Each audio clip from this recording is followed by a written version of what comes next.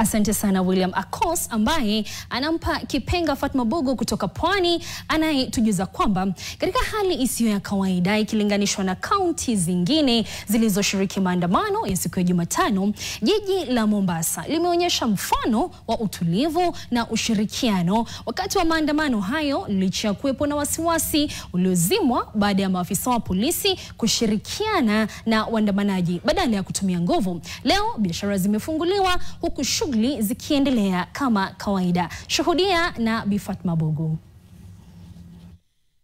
Baada ya hali ya taharuki iliyoshuhudiwa hapo jana, hali ya utulivu imerejea katika maeneo mengi ndani ya jiji la Mombasa, na ikilinganishwa na kaunti zingine ambazo zilifanya maandamano, kaunti ya Mombasa ilishuhudia maandamano ya amani, ambapo pale tuliwaona maafisa wa polisi wakiandamana ama kuwazindikisha waandamanaji kuhakikisha kwamba tu hakutatokea vurugu lolote. Moja kwa moja tuungane na baadhi ya wakazi katika jiji hili la Mombasa. Jana kulikuwa na maandamano ya amani for the first time ukilinganisha na kaunti zingine za nchi ya Kenya, na hii ni kwa sababu tumeweza kuwa na vikao tofauti na vyombo vya polisi, na tumeweza kuwaelezea kuwa haki ya kuandamana ni haki ya kila Mkenya, na tuliweza kuwakumbusha kuhusu hiyo haki. Tukawaelezea pia na tukawakumbusha pia kuwa wao wako na jukumu la kuhakikisha maandamano ni ya amani.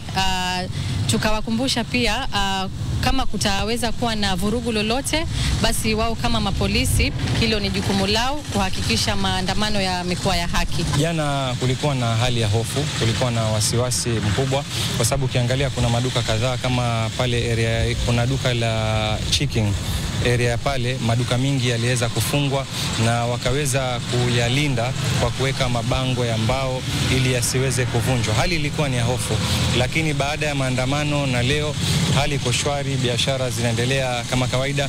In fact, tangu jana jioni hali iko sawa Mombasa, kila kitu kiko sawa kabisa. Naam, huo ndio muktasari wa jinsi hali ilivyokuwa katika jiji hili la Mombasa wakati wa maandamano ya hapo jana, na bila shaka kama walivyosema wakazi ni kwamba hali ya utulivu imerejea katika maeneo mengi. Sina mengi ya kuongeza. Jina langu ni Fatma Bugu kutoka NTV Mashinani. Asante sana.